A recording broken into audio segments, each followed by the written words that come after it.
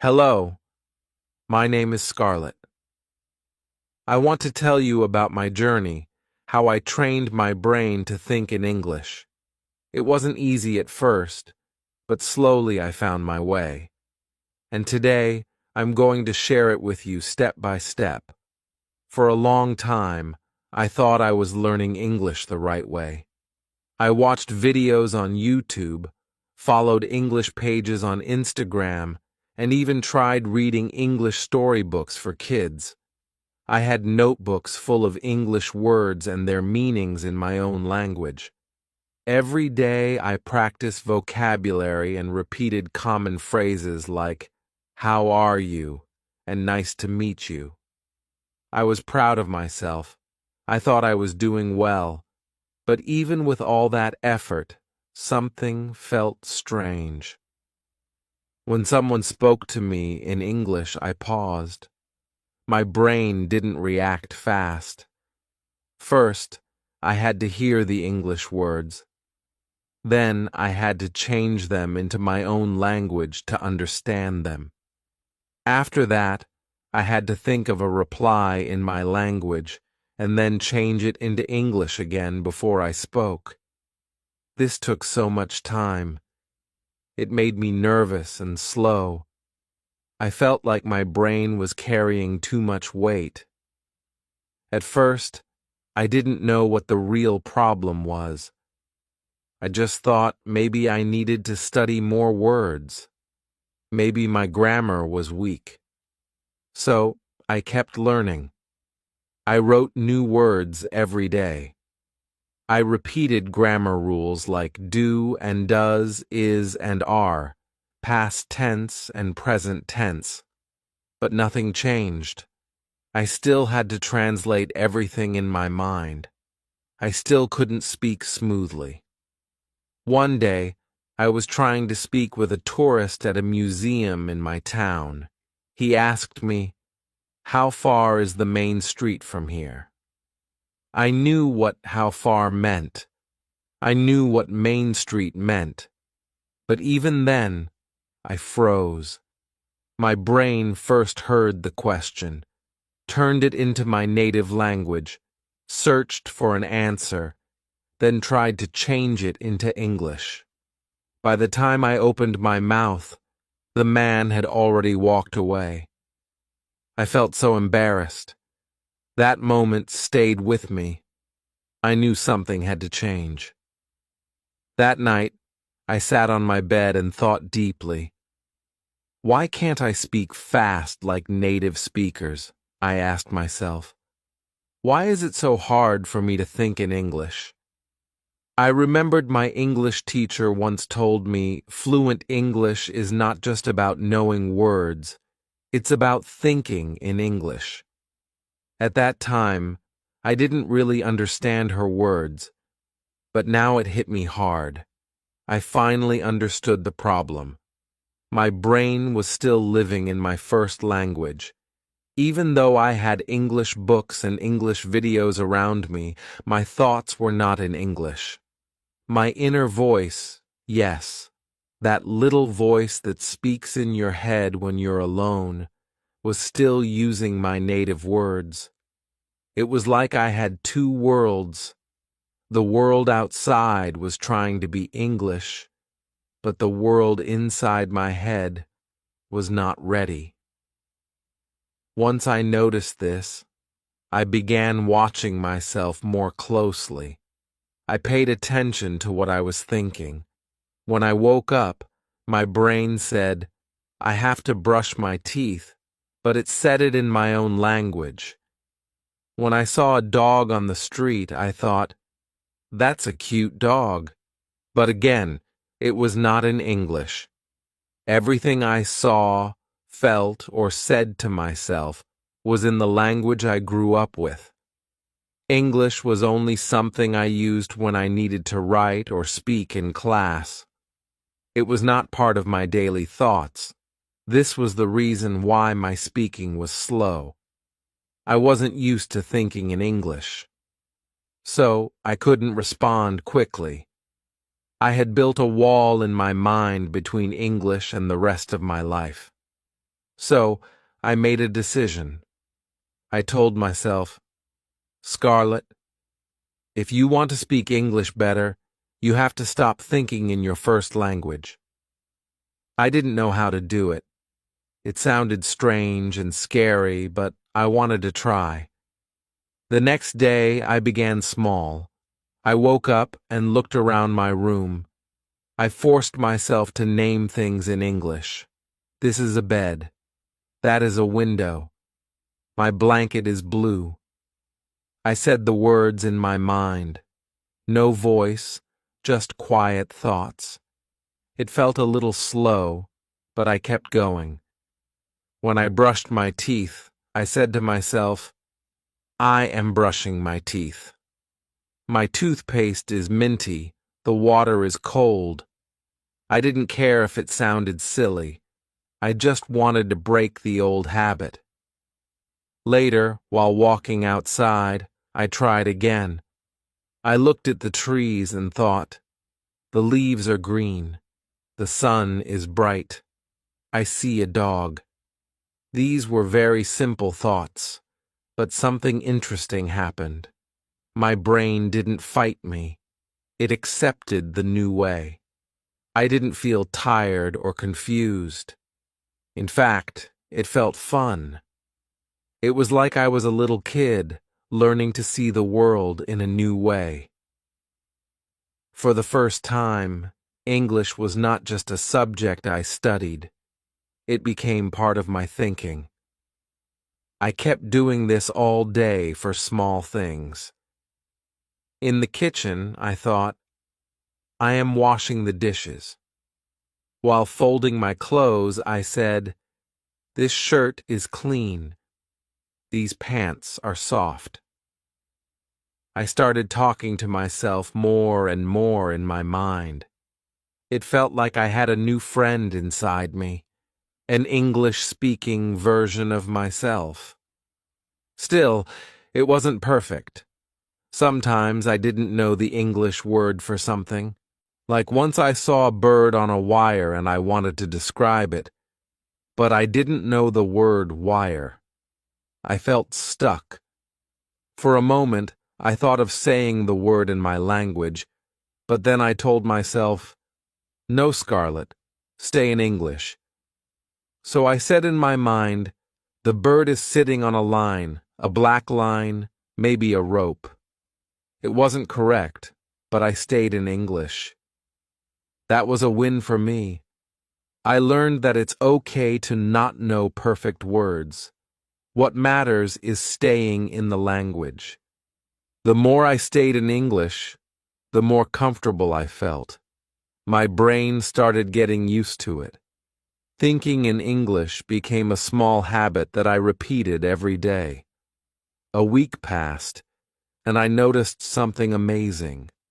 When I looked at a chair, my brain said, chair right away, not the word from my first language. When I felt hungry, I didn't think I'm hungry in my old language. I thought it in English first. Even my dreams started to change. One night, I dreamed I was in a grocery store asking the worker, "Where is the sugar?" I woke up smiling. I was so happy because this was the first time I dreamed in English. It showed me that my brain was slowly switching. English was starting to live in my mind naturally. But of course, this was just the beginning. I still had a long way to go. Thinking in English for a few minutes was nice, but I wanted to do it all day. I wanted to be able to think fast, speak easily, and not return to my old language. So I started looking for more ways to stay inside English. I realized I needed more practice, not just with thinking, but also with speaking, even if I had no one to talk to. That's when a new idea came into my mind. I asked myself, what if I start speaking to myself out loud in English? I was already thinking in English at least sometimes. But now I wanted to take the next step. I wanted to use my voice and speak to myself like I was talking to a friend. It sounded funny, but I thought it could help. My heart felt excited and nervous at the same time. That moment was the start of something new, something even more powerful. I didn't know it then, but what came next would change my English even faster. It would build my confidence and help me stay in the English world longer. After I noticed how often my thoughts were in my first language and I started trying to think in English, my world slowly began to change. But even though my thoughts were becoming English little by little, I felt there was still something missing. It was like planting a seed, but not watering it enough. I needed more. Just thinking in English helped. Yes, but I wanted to speak fluently, not just think quietly inside my head. One morning I was brushing my hair and thinking in English, saying in my mind, "My hair is long. It looks shiny today. I need to wash it tomorrow." But then I stopped and looked in the mirror. I whispered those same words out loud, just very softly. "My hair is long. It looks shiny today. I need to wash it tomorrow." The sound of my voice in English surprised me. It made everything feel more real. And in that tiny moment, I had a new idea that changed everything. I thought, what if I speak to myself out loud in English all the time? Not just in my head, not just when I write or read, but actually speak to myself, like I'm having a conversation with a friend. But that friend is me. It felt strange at first. After all, people say talking to yourself is weird. But I wasn't doing it to be silly. I was doing it to train my brain. If I could hear my own voice speaking English every day, maybe my mouth would get used to it. Maybe my brain would start to connect my thoughts and my speech faster. Maybe, just maybe, I could break that slow habit of translating everything from my first language to English before I speak. That same day, I started small. I walked to the kitchen and said out loud, "I'm going to make some tea." My voice was soft. I was alone and I felt a little shy even though no one was watching. I opened the drawer. "I need a spoon." I picked up the cup. "This is my favorite cup." I put the water to boil. "The water is hot now." These were simple lines, but they helped me build something big. It was the start of a new habit. That entire day, I talked to myself while doing little things.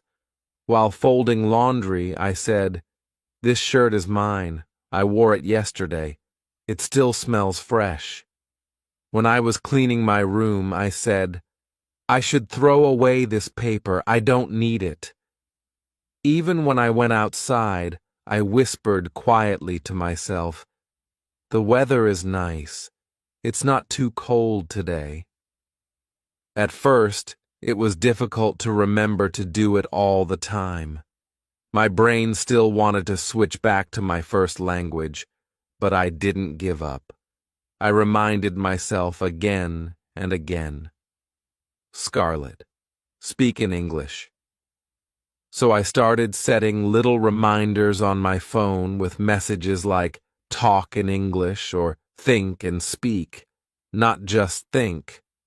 These reminders would pop up during the day and gently push me to continue the habit. I began enjoying it. It was like building a new friendship with my voice. I didn't need perfect grammar. I didn't care if I made mistakes. I just wanted to hear myself say words in English. Slowly, I became more comfortable. Soon, I realized something wonderful. My voice and my thoughts were becoming one. Before, my brain would think in my first language and I had to push myself to speak English. Now the thoughts and the voice both came in English. It wasn't perfect, of course. Sometimes I forgot words, but I found ways to keep speaking. If I didn't know the word vacuum cleaner, I would just say the machine that cleans the carpet. If I didn't know how to say hanger, I'd say the thing I use to hang my shirt. I stopped worrying about finding the perfect word. I just kept going, and the more I kept going, the more my confidence grew. I also started creating little stories out loud while walking around. For example, if I was cooking rice, I would say, "Now I am going to make some rice. First, I will wash it. The water is cloudy. That means it's dirty. Now I pour the water out. Now I will cook it. I hope I don't burn it like last time." I laughed at myself sometimes. It was funny to hear myself telling small stories about such boring things, but it made the process fun, and most importantly, it helped me stay inside the English world longer. The longer I stayed inside English, the easier it became. One time, I even played a game with myself. I pretended I was making a YouTube video. I turned on my phone camera but didn't record, and I said, "Hello everyone, welcome to my kitchen. Today I will show you how to make my special tea. First, we take the water. Then we add some ginger. Now we boil it." I acted like a real host. I smiled while speaking. I laughed when I forgot words and just kept going. I was playing, but I was also learning. I was training my voice to become friendly with English. Another day, I sat in front of my mirror and practiced conversations. I said, "Hi, my name is Scarlett." "Nice to meet you. How are you?" "I'm doing well. Thank you. What do you do?" Then I would answer as if I were the other person. "Oh, I'm a student. I love learning languages." Then I'd go back to being me. I even added hand gestures and facial expressions. I wanted to feel natural. I wanted to train myself for real conversations by making fake ones. And little by little, I started noticing changes. When someone spoke English to me in real life, I didn't freeze. My brain didn't stop. I was ready to speak back. My answers came faster. My voice didn't shake. My words flowed better. Of course, there were still tough days. Some mornings I woke up tired and didn't feel like talking at all. On those days, I gave myself a break. But I still tried to do a little. Even if it was just one sentence like, "Today I am feeling sleepy." I kept the chain alive. I learned that talking to myself in English didn't need to be a perfect performance. It was just a quiet promise I made to myself to keep speaking no matter what. And even when I was around people, I found clever ways to continue my habit. If I was walking to the grocery store, I would whisper softly under my mask. If I was on a bus, I'd pretend I was listening to music while quietly talking about what I saw outside. There's a boy with a red backpack. That woman has a kind face. The sky looks gray today. These small sentences helped my brain stay connected to English all day long. Then something very special happened. One afternoon, I was walking in the park and saw a tourist family asking for directions. They were looking around, confused. I walked up to them and said, Do you need help? The man smiled and asked, Yes. Can you tell us how to get to the central library? And to my surprise, I didn't freeze. I didn't need to translate anything in my mind. I just said, Yes. Go straight down this road, then turn right at the traffic light. It's the big building with blue glass windows. The words came naturally. I felt no fear. I felt strong. I felt proud. As I walked away, I whispered to myself, You did it, Scarlett. This is working. That night, I sat on my bed and thought about my journey so far. From being stuck in my own language to thinking in English to now speaking to myself all day. I had come so far. I realized that fluency is not just about grammar books or long vocabulary lists. It's about practice.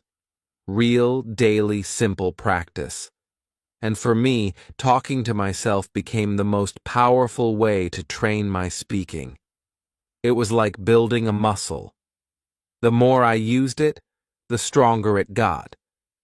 But there was still one more thing I wanted to do.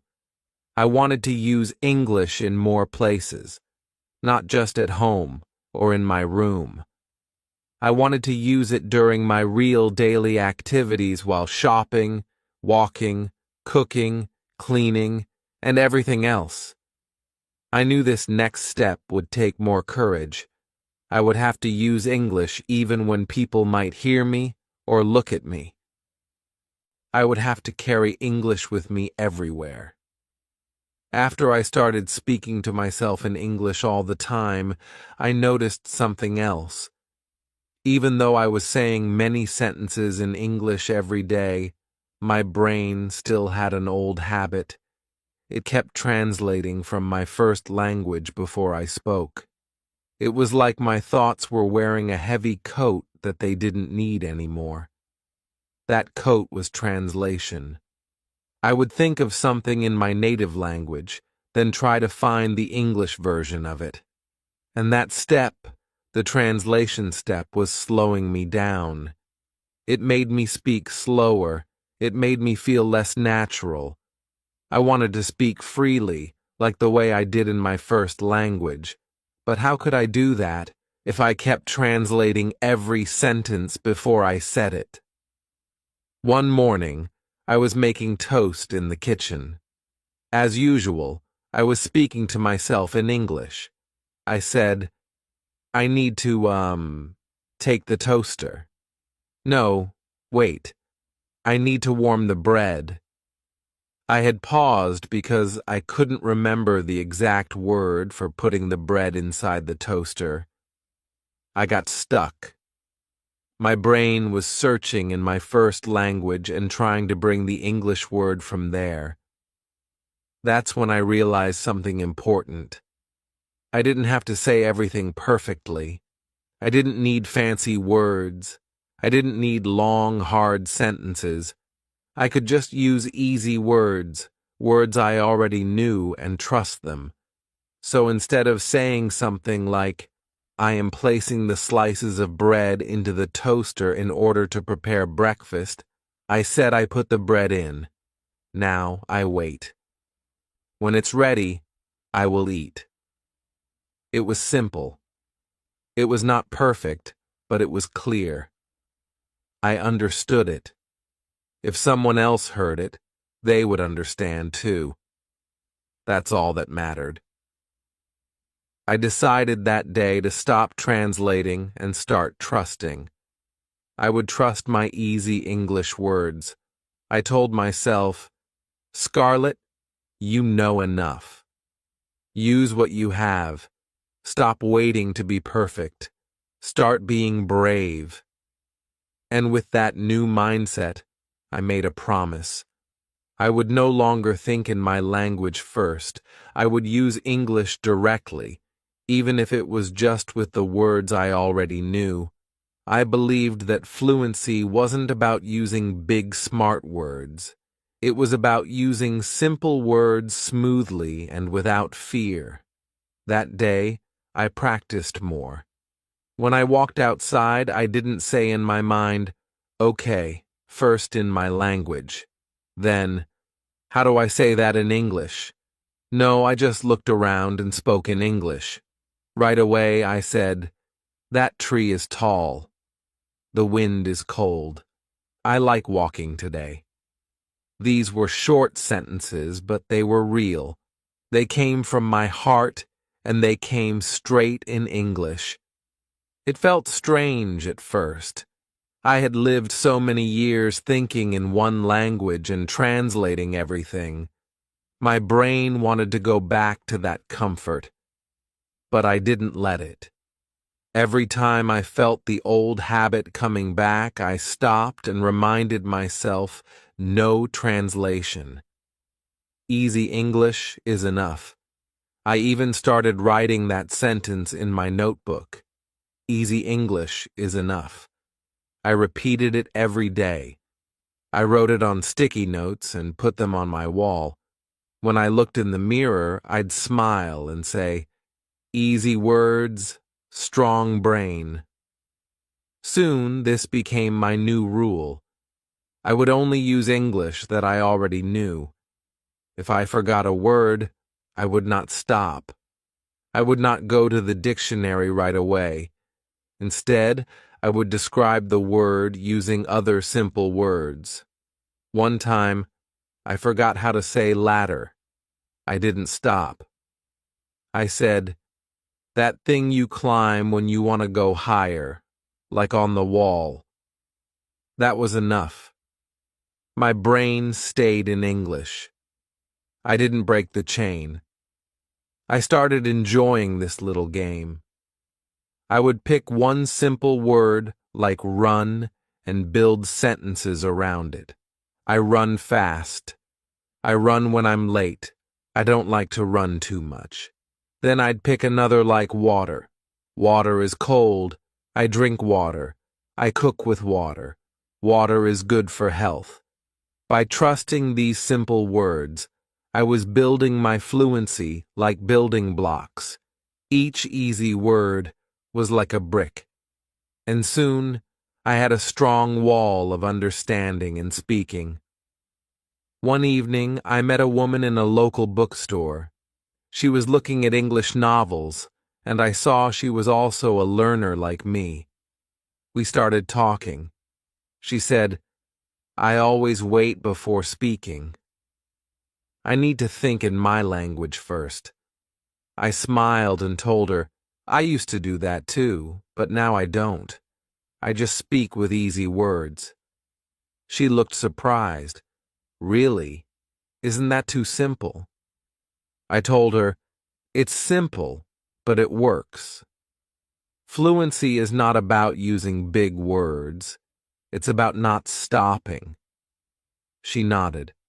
We had a long talk, both of us using only the English we were comfortable with, and it was a great conversation. That moment proved to me again, simple words are strong enough. As days passed, I stopped checking my phone for translations. Before I used to stop every time I didn't know a word. Now I just moved on. I trusted myself more. I was becoming a friend to my own English voice. My sentences were short, but my confidence was big. And that confidence started showing in real situations. One day I was in a coffee shop. A tourist couple was sitting near me and looking confused about the menu.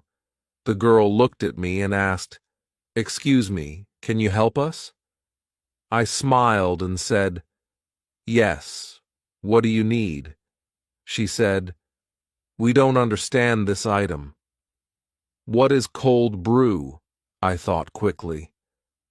I didn't know the exact words to explain how cold brew is made, but I used easy English. I said, "It's coffee, but cold. They make it slowly. It has strong taste." The girl smiled and said, "Thank you." That helps. I felt proud. Not because I used perfect English, but because I didn't stop. I trusted my simple words, and they worked. That moment taught me something big. We don't need to wait until we know everything. We just need to use what we already know. Language is like music. You don't need to play every note. You just need to stay in rhythm. And for me, the rhythm came from simple English. I also realized that children learn languages this way. They don't start with big words. They use small, easy words. Eat, go, play, big, small, like, don't like. And guess what? People understand them. So I started thinking of myself like a child learning again. And that idea made me feel free. I didn't feel shy anymore. I didn't feel like I had to impress anyone. I just had to express myself. After that, I started helping other learners too. I told them, don't worry about fancy words, just speak. Use the words you know. Some of them said, but I sound like a beginner. I told them, that's okay. Fluency means speaking without stopping, not speaking like a professor. We all laughed and we all practiced together. And the best part, we all got better just by using easy English. I made a journal too, but not a normal one. I called it my Simple English Journal. Every day I wrote 3 to 5 sentences in it, using only the words I was comfortable with. For example, today is sunny. I drank tea. I feel happy. I saw a cute dog. The dog was small and white. Simple, right? But every sentence was a small victory. Every sentence was proof that I could think and write and speak in English without translation and without fear. Now my days feel different. I wake up and think in English. I speak to myself using easy words. I write in my journal. I help others. And I do all of this without going back to my first language. It's like I've opened a new door in my brain. Behind that door is a place where I don't need to be perfect. I just need to be present. I just need to keep going. I remember how I used to sit and wait for the right word to come. I used to say, wait, I can't speak until I know the exact word. But now I speak first and learn later. If I don't know a word today, I will learn it tomorrow, but I won't let it stop me today. That's the power of trusting easy English. And now I was ready for the next step. I wanted to start thinking in English during every real-life activity I did. Shopping, cleaning, walking, cooking, and stay inside the English world every moment I could. After I stopped translating and began trusting the easy English words I already knew, something inside me changed. I felt lighter, like I was finally free to express myself without fear or stress. Speaking in English didn't feel like a job anymore. It started feeling like a part of who I was. But I knew that speaking to myself and writing simple sentences in a journal were only the beginning. If I truly wanted to make my brain think in English all the time, I had to go deeper. I had to turn every part of my life into a place where English lived. I had to use my daily life as my English practice room. The idea came to me one afternoon while folding laundry. I was matching socks and stacking t-shirts when I realized something. My hands were busy, but my brain was quiet. And then I asked myself, why am I not using this moment to practice English? I smiled, picked up a blue shirt, and said aloud, "This shirt is soft. I like this color. It's my favorite for weekends." And just like that, a normal chore became an English activity. It felt so natural. I kept talking. "These pants are a little tight. I should wear them less.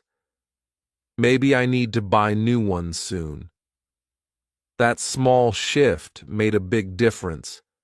Suddenly, folding clothes wasn't just folding clothes anymore.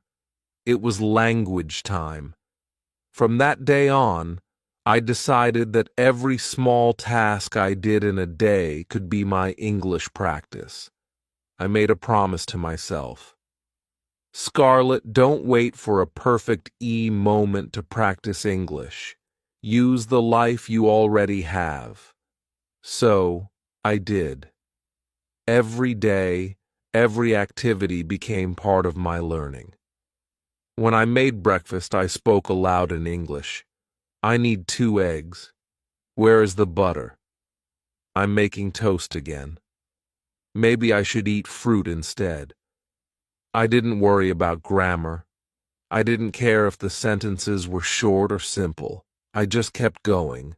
Walking to the store became another practice room. I would look at everything I saw and describe it in English. "The sky is cloudy today. That woman is wearing a red jacket. The man is walking fast. I think he's in a hurry." I didn't need anyone to listen. I didn't need a classroom or a lesson plan. The world around me was my classroom, and I was both the teacher and the student. Even grocery shopping became more fun. I would read the labels in English. I would think to myself, "Do I need milk? I still have some, but I need bananas. I want to try a new kind of cheese today." Then when I saw the cashier, I would smile and greet them in English. "Hi, how are you?" Even if they didn't answer in English or didn't speak it at all, it didn't matter. I was building my habits, and every small English thought was helping me grow. I started doing this with everything: cleaning the house, cooking dinner, watering the plants, brushing my hair. I'd speak out loud if I was alone or whisper in my head if someone was nearby.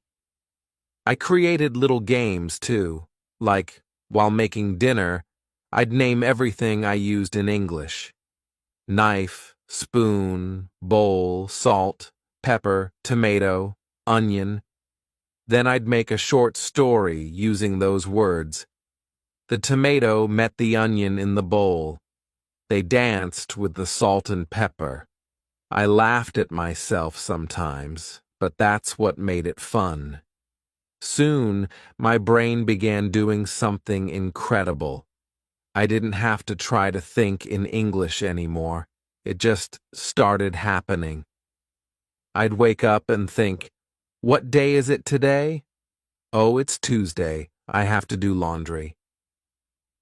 That thought came in English. No translation, no pause. That was the biggest gift I had given myself. By using English in my everyday life, I had trained my brain to choose it first. I also started writing simple to-do lists in English.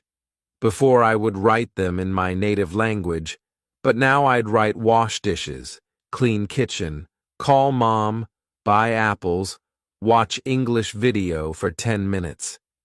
It felt good to see my daily life and my language practice come together. There was no line between learning and living anymore. They were the same. Watching TV was different too. Instead of watching in my first language, I started watching easy English shows, even cartoons or simple sitcoms. I didn't understand every word, but I didn't pause or rewind. I just watched and enjoyed. I kept the subtitles on in English too, so I could match the words with the sounds. At first, I was a little slow, but soon I started catching words without reading. Sometimes I'd repeat a funny line aloud just for fun. It made me feel like I was part of the show. Even music helped. I would listen to English songs and sing along. I didn't care if my voice was good or not. It wasn't about singing, it was about feeling the language. I learned how the words sounded when spoken quickly. I learned rhythm and tone. One song had the line, "Don't stop believing," and I sang it over and over until it became part of my thoughts. Sometimes I'd wake up in the morning and that line would be in my head. That's when I knew I was starting to live in English. I also started using English while texting my friends. At first, they were confused. "Why are you writing in English?" they asked. I told them I'm training my brain to think in English. "Can you help me?" Some of them joined me. We made it a small challenge.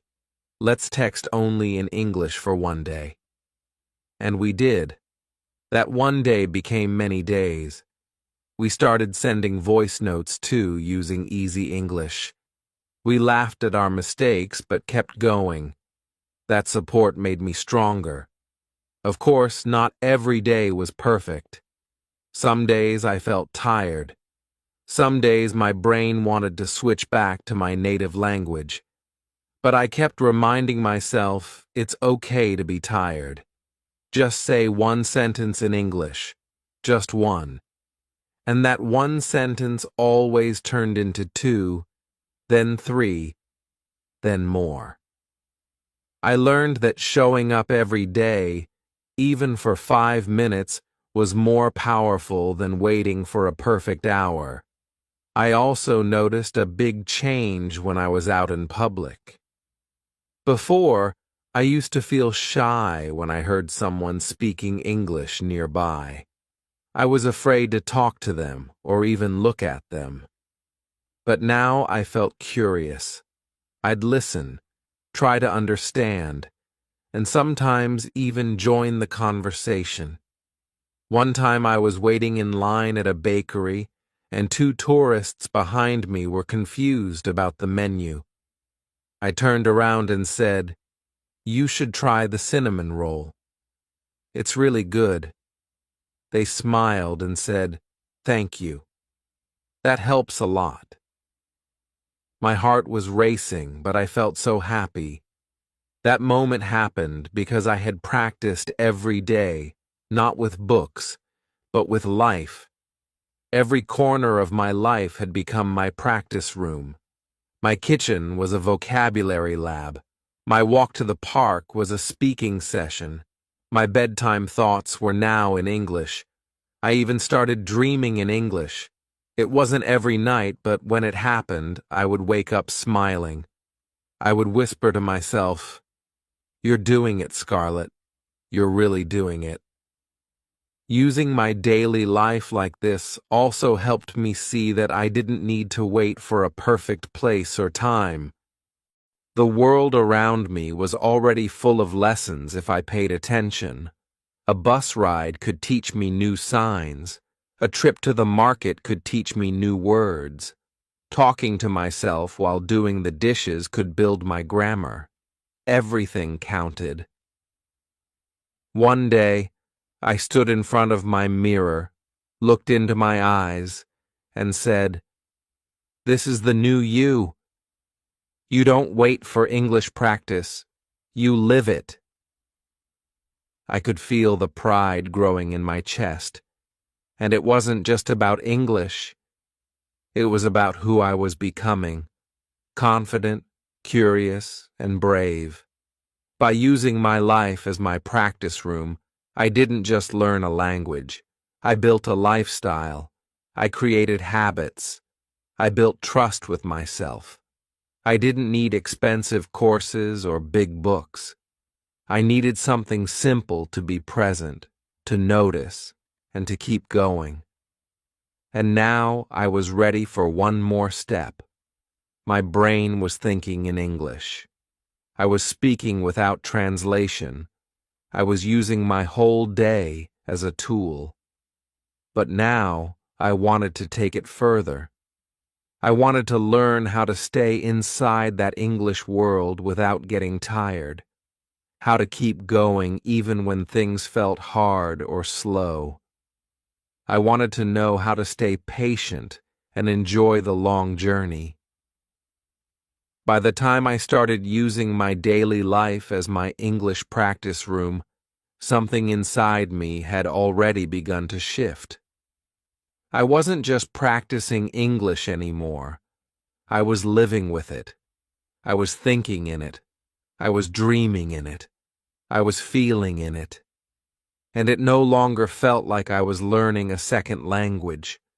It started feeling like I had invited a quiet friend to stay inside my mind, one who whispered kind words in a new voice. That friend was English. But I knew something important. If I wanted to truly make English a part of me forever, I had to do more than just speak it sometimes or think in it when I remembered. I had to let English live inside my mind every single day, not as a visitor, not as a guest, but as a new part of my identity. That decision changed everything. I woke up every morning and gave myself a quiet promise. Scarlett, let today be another English day. I wasn't forcing myself. I wasn't rushing to be perfect. I was simply allowing English to be present in every part of my day. Just like how we breathe without thinking, I wanted English to flow through me naturally. I began with the smallest things. When I opened my eyes in the morning, I would greet the day in English. Good morning, Scarlett. What's the plan today? Then I'd stretch my arms and say, You've got this. These tiny moments felt warm and encouraging, like little love notes to myself. It wasn't about grammar or big vocabulary anymore. It was about building a home for English inside my thoughts. As I brushed my teeth or tied my shoes, I'd continue the conversation in my head. Don't forget your umbrella. It might rain. Should I wear the red shoes or the black ones? These sentences weren't perfect, but they were real, and they came from me, from my life. That's why they stuck. One thing I noticed was how my relationship with silence changed. Before, when I was quiet, my mind used to wander in my first language. I would daydream or think about the past. But now I invited English into those quiet moments too. If I was waiting in line or walking alone, I'd describe everything around me in simple English thoughts. That dog is so fluffy. The flowers look fresh. The old man has kind eyes. It became like background music in my brain, always playing softly, always comforting. I also realized that English didn't need to be serious all the time. It could be silly, playful, even weird. One day, I dropped a spoon while cooking and said aloud, "Oh no, spoon down."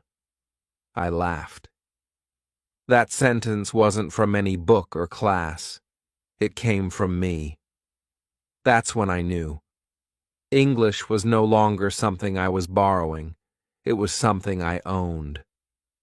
To keep English alive in my mind, I made small habits part of my daily rhythm.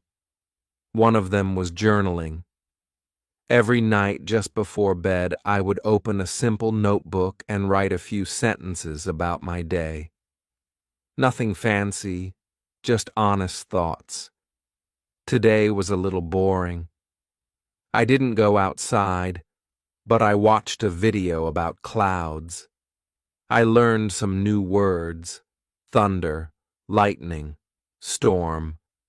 That 5-minute practice felt like brushing my brain with English. Another habit I loved was reading out loud. I didn't read long books or difficult articles. I picked short paragraphs, quotes, storybooks, funny news. I would read slowly like I was tasting the words. Sometimes I read in front of the mirror, pretending I was a news anchor or a YouTube star. Hello, everyone. My name is Scarlett, and today I'm going to tell you about my breakfast. I giggled, but I kept going. These playful moments gave me power. They reminded me that I was in control of my learning, but not every day was easy. Some mornings I felt lazy. Some evenings I felt tired. On those days, the voice in my head would try to pull me back. You can skip English today. One day won't matter.